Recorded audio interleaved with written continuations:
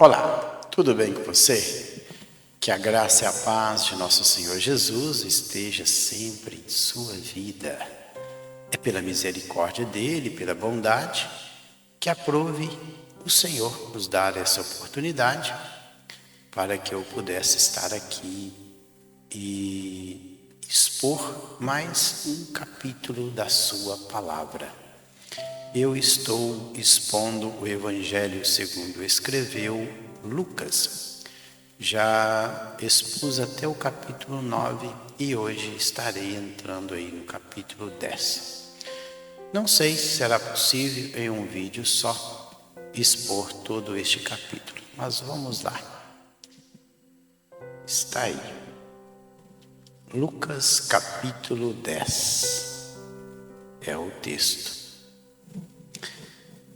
Vai falar sobre a missão dos 70 discípulos.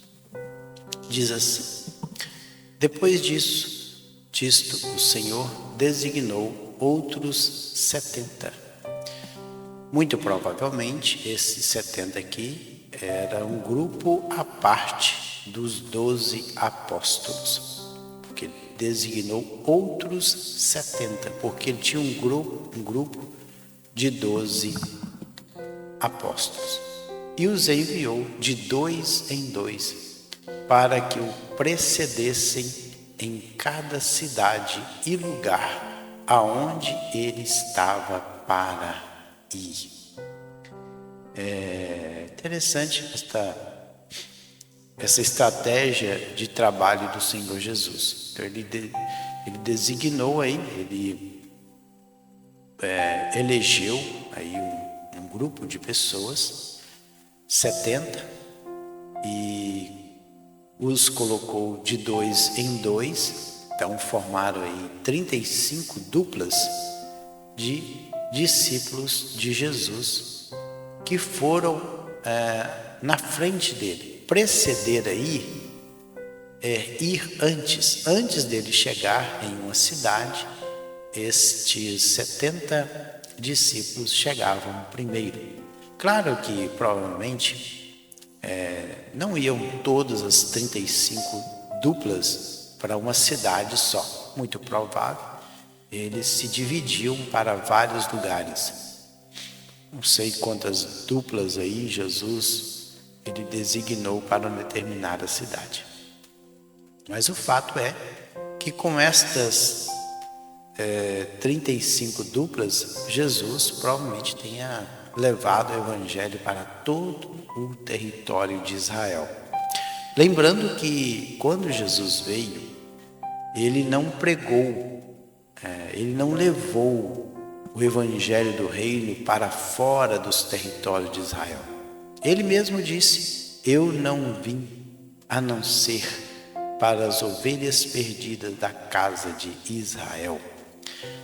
No caso daquela mulher que estava fora dos territórios de Israel e tinha uma filha possessa, a mulher Sirofenícia, quando ela veio gritando atrás de Jesus e os apóstolos pediram que Jesus a atendesse logo porque ela estava gritando, ele falou assim: não é lícito tirar do pão dos filhos e lançar aos cachorrinhos. Então, na verdade, quando Jesus veio, ele veio para o que era seu, quem? O povo de Israel, mas os seus não receberam. Quem eram os seus? Os seus irmãos judeus. Mas aí, logo após a morte de Jesus, o Evangelho ele se expandiu para todo o mundo. Então, provavelmente, essas 35 duplas, elas foram enviadas somente ali para dentro do território de Israel. E lhes fez a seguinte advertência, no versículo 2: a seara é grande, mas os trabalhadores são poucos. Rogai, pois, ao Senhor da seara que mande trabalhadores para a sua seara. Jesus repete isso também no Evangelho de Mateus. Então disse aos seus discípulos: a seara é realmente grande, mas poucos os ceifeiros.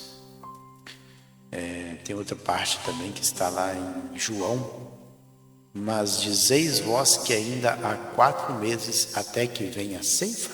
Eis que eu vos digo, levantai os vossos olhos e vede as terras que já estão brancas para a ceifa. Então, em alguns lugares, Jesus está falando sobre a ceifa aí. Seara aí não é uma... Claro que seara, no sentido literal, é o ato de ceifar, colheita. A seara é grande, ou seja, a colheita é grande. Mas, no sentido figurado, fala da vinda de pessoas para o reino de Deus. Então, a colheita vai ser grande. Mas ele disse, olha, mas os trabalhadores são pouco. Por isso que ele rogai. Rogai aí é suplicar, pois, ao Senhor da ceifa, que mande trabalhadores para ceifar. Prosseguindo aí, ide, eis que eu vos envio como cordeiro para meio de lobos. Tem outro texto também que é a respeito de lobos. Eis que eu vos envio como ovelhas ao meio de lobos. Portanto, sede prudentes como serpente e inofensivo como as pombas. Lá em Mateus, Jesus diz dessa forma. Então, olha, eu os envio como cordeiros. Porque um dos símbolos de um cristão autêntico, seguidor de Jesus, é a de um cordeiro. Por isso que é isso que eu vos envio como cordeiro. O cordeiro, ele tem esta característica de ser dócil, manso. Assim como Jesus, ele foi chamado de o Cordeiro de Deus que tira o pecado do mundo. Esta figura do cordeiro, que é um animal puro, é um animal dócil, é um animal manso. Mas lá em Mateus ele diz que também que nós devemos ser prudentes como serpente. Ou seja, a prudência da serpente é a capacidade de ver o perigo ou ver as coisas antes delas acontecerem. E também inofensivo como as pombas. O cristão não foi chamado para retaliar. O cristão não foi feito para brigar. O cristão não foi feito para maltratar.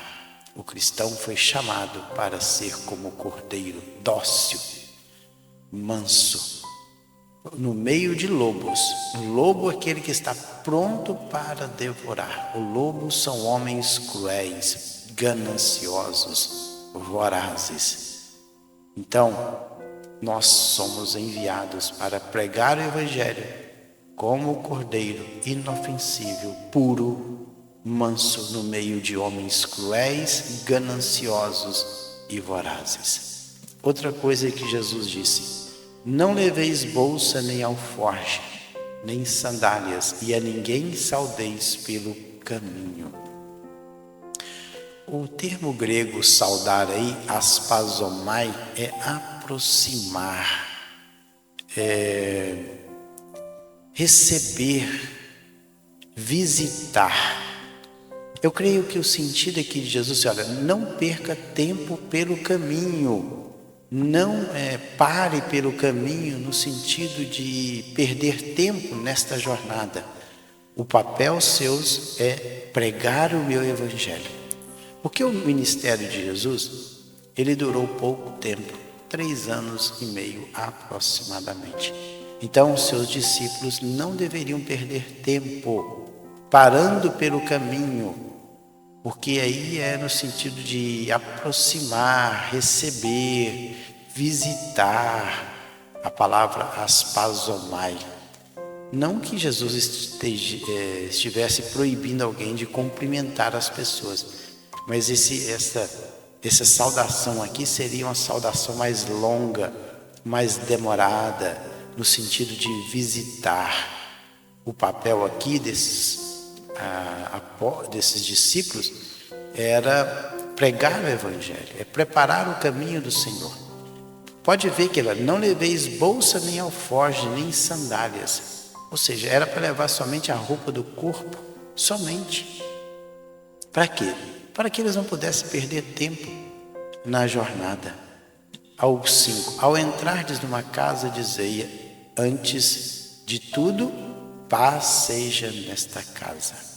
Então, a primeira coisa que eles deveriam fazer ao chegar em uma casa é dizer, paz seja nesta casa. E a paz aqui no grego é irene, essa palavrinha aí que está do lado direito. Não é a paz como o mundo dá. A verdadeira paz é aquela que Jesus traz. Esta paz aqui, ela não depende de circunstâncias, ela não depende do momento. A paz que Jesus dá, ela vem do interior e ela procede do Senhor Jesus. Eis que vos dou a minha paz e a minha paz os deixo. Não a dou como o mundo a dá. Por quê? Porque o mundo, a paz do mundo é a ausência de guerra. Então depende de circunstâncias exteriores. E a paz que Jesus dá é a paz que nós temos interior. Ela vem aí da nossa segurança, da nossa convicção. É a paz do Messias. E se houver ali um filho da paz, repousará sobre ele a vossa paz. E se não houver, ela voltará para vós. Então veja bem que a paz aqui é um estado de espírito que a pessoa tem. Se a pessoa não tiver esse estado de espírito, automaticamente esta paz oferecida por esse discípulo de Cristo vai voltar para ele. E ele continua, permanecei na mesma casa, comendo e bebendo do que eles tiverem, porque digno é o trabalhador do seu salário. Não andeis a mudar de casa em casa. Então, quando eles chegassem em uma cidade, num lugarejo, numa vila, não era para que eles ficassem ali de casa em casa. Não era para perder tempo procurando casa para permanecer. O detalhe é que eles chegassem em uma casa e ali eles estabelecessem naquela casa. E outra coisa, não deveriam ser exigentes. Quando Jesus fala, comendo e bebendo do que eles tiverem, não exijam mais do que aquilo que as pessoas têm. Muitas das vezes, pregadores, eles são exigentes. Eles exigem de uma congregação muito mais das suas posses, daquilo que esta congregação pode dar. Mas aqui Jesus está dizendo o seguinte, olha, quando vocês chegarem numa casa, não exijam deles uma comida muito boa, uma comida em que esta família não possa oferecer. Comam o que eles estão comendo e o que eles estão bebendo. E ele disse, porque digno é o trabalhador. O trabalhador aí é o obreiro da obra do Senhor, do seu salário, do seu pagamento. Não andeis de mudar de casa em casa, como eu já disse. Quando entrardes numa cidade e ali vos receberem, comei do que vos for oferecido. Interessante. Tanto em uma casa, não exijam além daquilo que eles podem oferecer. E quando vocês entrarem em uma cidade, também façam o mesmo. Olha aí, façam o mesmo. Quando entrardes numa cidade e ali vos receberem, comei do que vos for oferecido. Não exijam nada além daquilo que as pessoas podem te oferecer. Não podemos. Para que nós sejamos autênticos discípulos de Jesus, nós devemos fazer isso aqui que o Senhor nos pediu. E ele diz mais, curai os enfermos que nela ouvir. Curai os enfermos. Interessante. Enfermos aí é astênias, os enfermos. E curar aí é terapeuta. o terapeuta. Agora, uma coisa que me chama a atenção nesse texto, que eu tô marcar a palavra para vocês verem, aqui esta palavra grega que é terapeuta. Terapeuta é curar. E o interessante é que o verbo curar, ele está no presente, na voz ativa e no imperativo. Curar os enfermos é uma ordem de Jesus aos seus discípulos. Interessante. Curar os enfermos é uma ordem de Jesus. Ele nos deu esta ordem: curai os enfermos que nela ouvirem. Anunciai-lhes o evangelho, anunciai-lhes a vós outros está próximo o reino de Deus. Por que está próximo? Porque eles estavam indo à frente de Jesus. À frente. E outra coisa, o anunciar aí, que é legou, o legou também, o verbo legou, que aqui é legete, essa palavrinha aqui, legete, é anunciar, falar a respeito do reino de Deus. Estava próximo também, está no presente, na voz ativa e no imperativo. Então, é uma ordem de Jesus anunciar o reino e a palavra dele aqui neste mundo. Uma ordem do Senhor. A vós outros está próximo o reino de Deus. Lembrando que a palavra grega reino é basileia. Basileia é um domínio, é um governo. O governo de Deus está próximo, porque estava para chegar através da pessoa de Cristo Jesus, o nosso Senhor. Quando, porém, entrardes numa cidade e não vos receberem, saí pelas ruas e clamai. Então, a primeira coisa que eles têm que chegar é anunciar o Evangelho. É uma ordem de Jesus, pronto. Anuncie o reino de Deus. O reino de Deus está próximo. Claro que quando eles estavam pregando aqui, eles estavam anunciando que Jesus estava para chegar. O reino dele está próximo. O governo de Deus está próximo. E quem governaria? Jesus, o nosso Senhor. Porém, Jesus faz uma ressalva aqui, quando porém entrardes numa cidade e não vos receberem, saí pelas ruas e clamai. A palavra grega é epo, que é falar, dizendo: até o pó da vossa cidade, que se nos pegou aos pés, sacudimos contra vós outros. Não obstante, sabei que está próximo o reino de Deus. Interessante. Claro que isso é uma forma de dizer para esta cidade: olha, nós estamos livres do sangue de vocês. Nós anunciamos que o reino de Deus está próximo. Mas vocês não querem? Então, a nossa mão está lavada. Nós já cumprimos o nosso papel.